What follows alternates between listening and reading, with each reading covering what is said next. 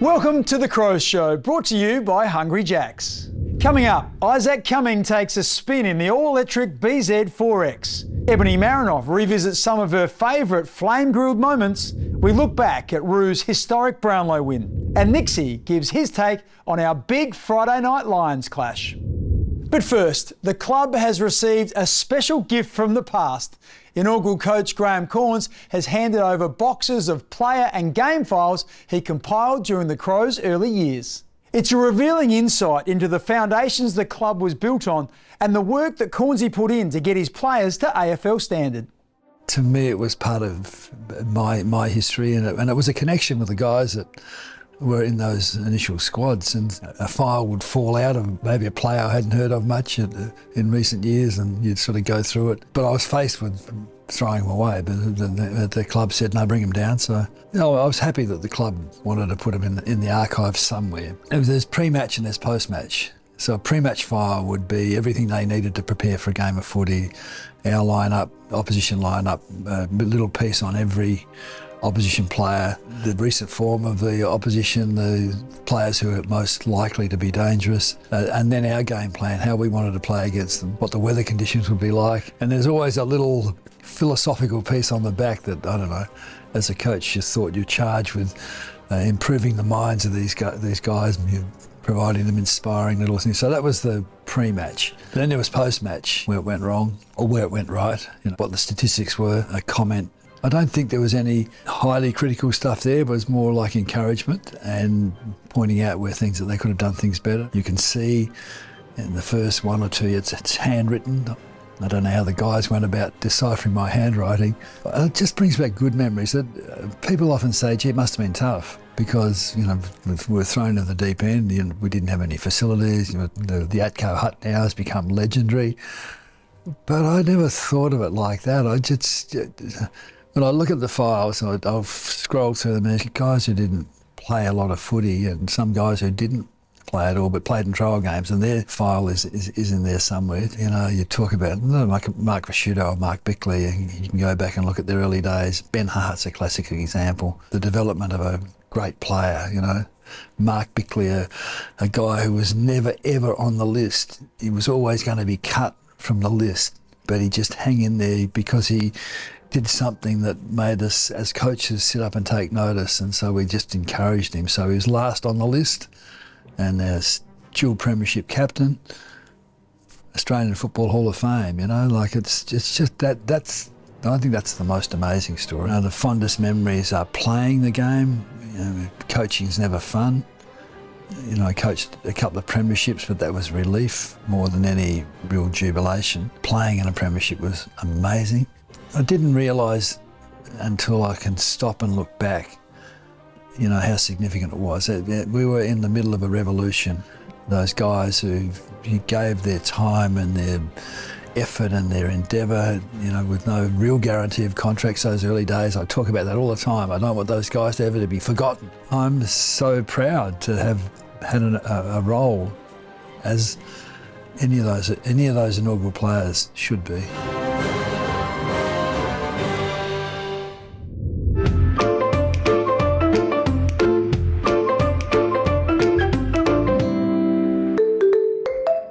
Cheers, mate. Welcome to the Toyota BZ. What do you reckon so far? Keezer, firstly, thanks for having me. And secondly, this is a serious vehicle. Very glad to be doing it in here, actually. It's a serious whip. We actually couldn't tell that we were all driving to start. A lot of people get surprised pleasantly when they realise how quiet it is. They're all electric. I know, it's unbelievable. And also, the Toyota Connected Services. It's like an app you can download on your phone, and you basically control the car from your app. Gee whiz. So it's got it's very, very high tech. So we're in good hands, mate. I was about to say, things are getting crazy silly these days. What you can do on the old phone in the car, isn't it? It's amazing, mate. And Toyota are at the forefront of that, just pushing forward. They're leading the way. Mate, tell us, you're one of the new players to the club. You joined from the GWS Giants this off-season, and you fitted in seamlessly, mate. How have you found the transition from Sydney to Adelaide? Yeah, honestly, I think it's been a lot easier and a lot less stressful than I thought it was going to be, to be honest. I I was really, really scared. Obviously, firstly, like leaving a footy club where I was very happy, you know, comfortable, and then everything was all of a sudden becoming very new. But, you know, thankfully, I was coming into a footy club full of good people, you know, yourself included were one of the standouts for welcoming me with open arms. But across the board, honestly, I've got so many people I could thank just for making that move so stress-free and so comfortable. Mate, you're certainly an easy guy to welcome in, that's for sure. You've fitted in seamlessly, slotted in, playing some great footy as well. Mate, what about before you actually got to the Giants? Because it's been well documented. You're a Broken Hill boy. As everyone knows, we've got the great Tex Walker on the list who represents Broken Hill quite heavily. Speaking of the devil, there he is. There he is in the Land Cruiser. How's that just driving past. That's amazing timing. But yeah, tell us a bit about that, your journey to actually get onto the Giants list to start with. Yeah, so growing up in Broken Hill, I don't know how, but we fell under the Giants Academy, even though we're 13 and a half hours away from Western Sydney. But honestly, thankfully, we did fall under it, because without that, I don't think I would have found myself in the AFL. But I just sort of chipped away. Luckily, in my 18th year, sort of started to get selected for the next stage and the next stage, and then, yeah, found myself getting picked up, which was very nice. What's been your favourite moment this year so far? Because I feel like you've been here a short time, had a big impact. I reckon just round one, you know, first club game, first win, obviously running out with Tex, who, you know, massive sort of idol of mine. I think that one's got to take the cake. Cheers. Thank you so much, mate. Keezer. Thanks for coming in the BZ. Hope you had a good time. I had a great time. Thanks for having me. See you next time, guys.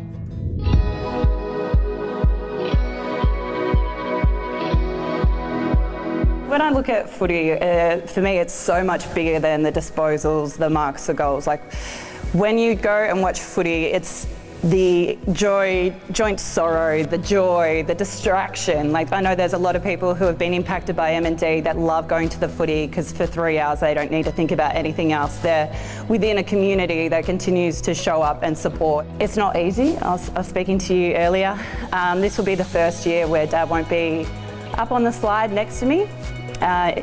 The beast has taken away his ability to walk. This has always been a mantra of Dad, is this is a tough topic. It's grim, it's hard to talk about, it's super confronting. But we're not gonna stay focused on that negative side of things. We wanna have a lot of fun. We really want to make sure that people walk away from whatever we do feeling inspired, that small actions can create great deeds. So whether it's buying a beanie, whether it's talking about M&D, whether it's just being dunked, it is making such an impact to this fight. And I go back to the sense that these beanies are just showing people that there's a community that cares, that they're told that there's no treatments, no cure right now.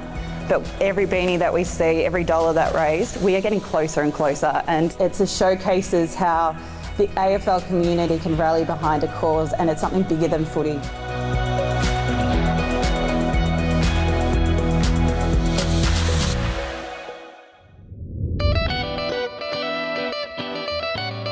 So I started Glenelg Primary School, was my footy. So I played reception year 7 with the boys there. Did Oz kick when I was about 5, so started playing when I was really young. Family are massive Essendon supporters, so grew up in the red and black. Yeah, and then sort of went away from footy. There weren't any real girls teams that I could go to and play, so kind of dropped off. And then was able to come back to it probably later high school years. Played for Morpheville Park, then played for Glenelg and the Sandful, and then got drafted to Crows from there. Definitely a couple of people, I think, were probably at the forefront of my parents. Like, I was really lucky. I had parents that never said no, and I'd bring home, you know, slips to go out on sports days or play different sports, and they'd always sign it and pay for me to do things. I reckon we're playing a school competition. I reckon there was, maybe like a minute or so, and I took a mark just outside in front of goals, and the siren went. It's obviously like the dream is like when you're little, you obviously want to dream to be able to kick the winning goal, and the siren went. And I reckon I just like went back and I slot it perfectly, and we won. And just like as a kid, that was like your dream, just to be able to slot that goal after the siren. And like when you look back now, it's like it was just school footy. Like it was nothing. It was nothing super important. It was nothing. You know, nothing was on the line. But as a kid, it was just to have that moment, and then to have everyone come and jump on you, like parents, kids, like coaches. That was probably one of my fondest memories growing up. Is just that moment. Well, now it's time for the 7 News Distant Replay. Now, let's take a look back at how 7 News covered major moments in Crows history. It was a thrilling finish. Adelaide, M. Rashudo, 1 vote. Collingwood, N. Buckley, 1 vote. Sydney, A. Goods, 2 votes. There is a 3-way tie for the Brownlow medal. A. Goods, M. Rashudo and N. Buckley. It really is a dream. I can't believe I'm up here. I'm probably more nervous than I've been for in my whole lifetime, but yeah, I'm bloody glad I won it. It's a dream, it is. I can't believe it. I can't believe I'm standing up here with Nathan Buckley and Mark Rashudo. The Brownlows always held such prestige in the competition, and I've always said that you don't play for them, but I'd recommend it to any the feeling to any footballer. It's the first time since 1933 players had won the Brownlow, and all 3 were born in South Australia. Even though Adam and Nathan and myself don't know each other that well, we do have great respect for each other, and you know, we'll probably share a bond now for the rest of our lives, that knowing in 2003 that 3 of us won the Brownlow medal together.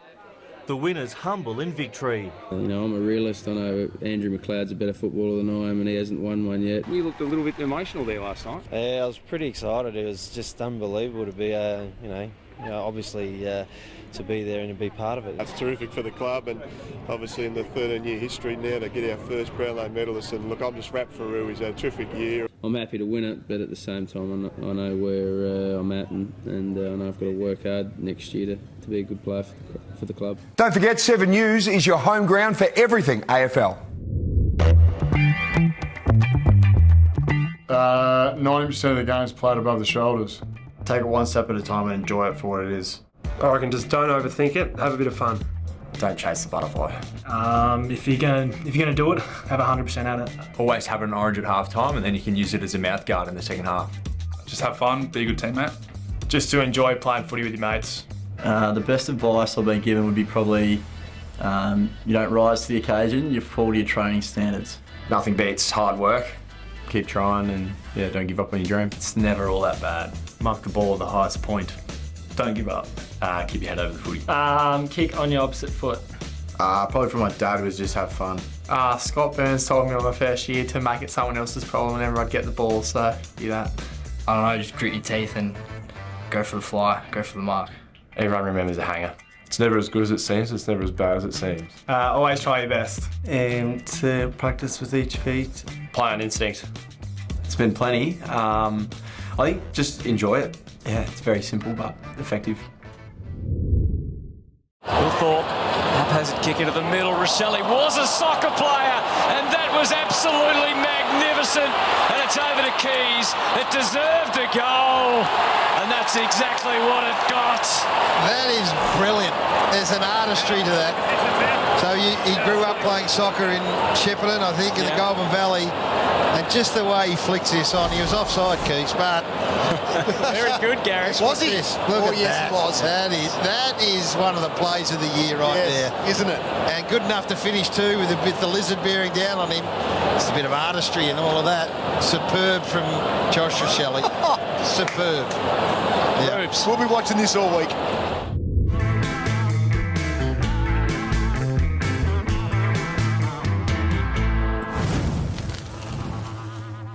You did spend some time in the coach's box. Yeah, obviously very lucky to be able to be in the coach's box. It was a really great experience, I think, for me to sit back and listen to the conversations that happen. You know, the real time, the urgency of trying to fix things, whether that be, you know, if we're down within 5 minutes, what's our game plan, things like that. So I think as a player now have an understanding, and I always had that respect for a coach, but I think you get a little bit more with, you know, the experiences that I had last year.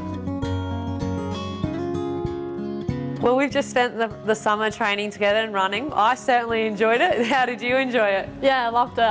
Chasing you around was good fun, and yeah, certainly kept me accountable at times, and yeah, obviously I think it really improved my running.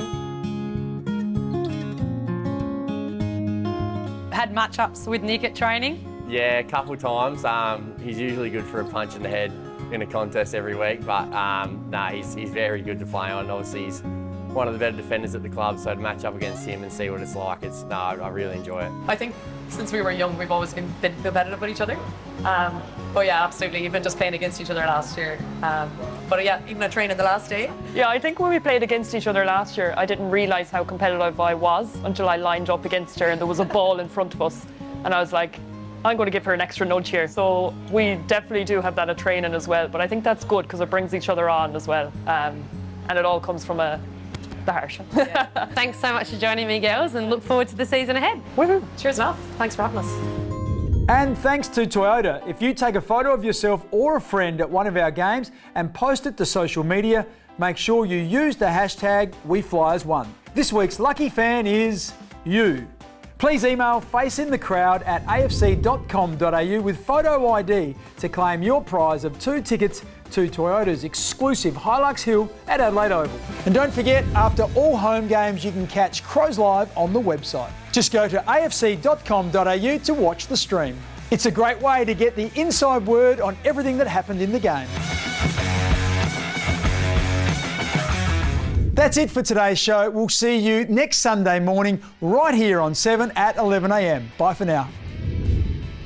Today's show was brought to you by Hungry Jack's.